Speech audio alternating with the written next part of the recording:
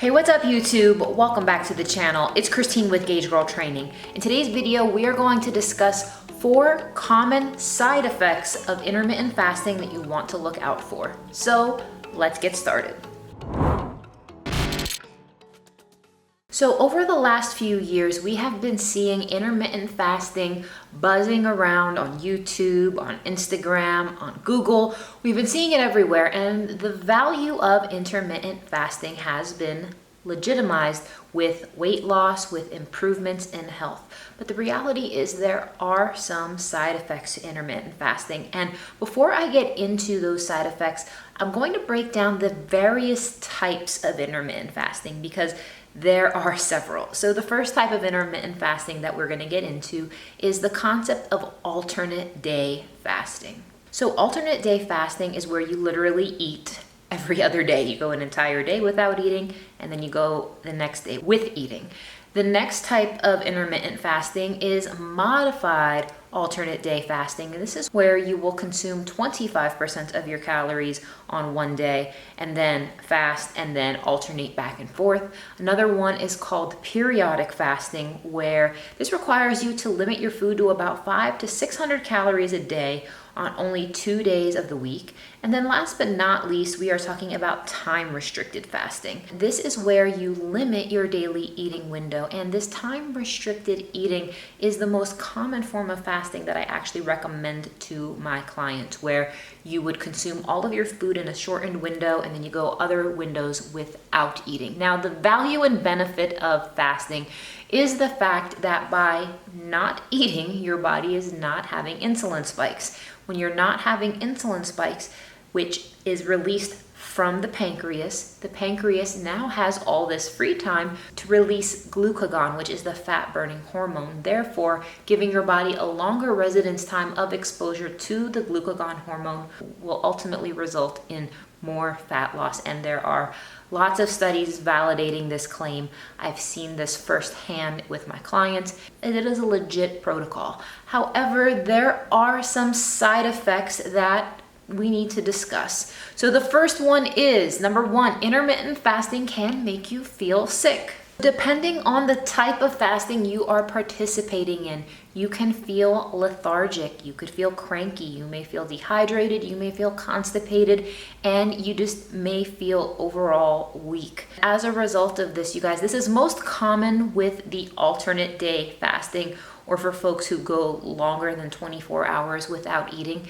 This tends to go away when you do more time restricted eating, but it can and does happen to individuals. So you want to be mindful, for those of you who are used to going to extremes when it comes to your fasting.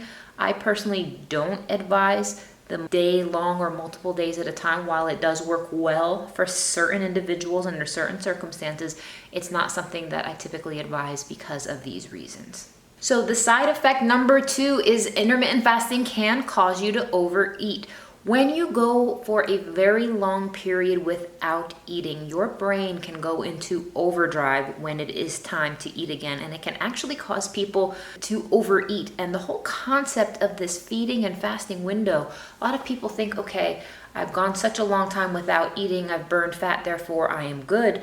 Now it's time to eat. But when you do eat, when you do have that feeding window, calories still matter. And I think it's easy to feel justified to want to eat more in a much larger volume and maybe richer, denser foods because you are craving them for so long. And the reality that your brain does and can go into overdrive during those periods is very real, and it can in fact cause you to overeat, which negates the entire purpose of doing intermittent fasting to begin with. So number 3 side effect concern is regarding intermittent fasting.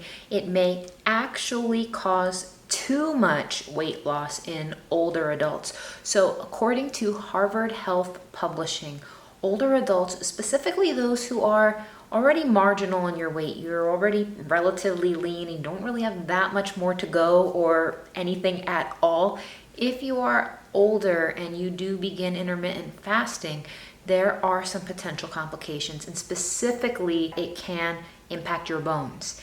It can impact your overall immune system and your energy level. So if you are of a certain age and you're already relatively lean, or you're at a place where you don't really need to lose weight, you probably don't want to go days and or extremely long periods, because your bones are fragile. You need those nutrients. You need a strong immune system, and that is going to be best facilitated by more timed eating intervals. So the fourth side effect and last one that we're going to discuss today is the fact that intermittent fasting can be dangerous if you are taking certain medications.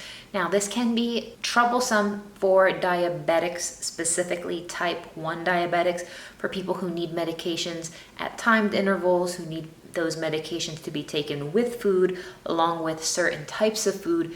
You want to consult with your doctor first before starting an intermittent fasting protocol. If you are on any type of specialized medication, you don't want to take any chances when it comes to this, because it can really wreak havoc on your body if you don't. So I hope you guys enjoyed this video. Please comment below if you have had any positive or negative experiences with intermittent fasting and what those experiences have been.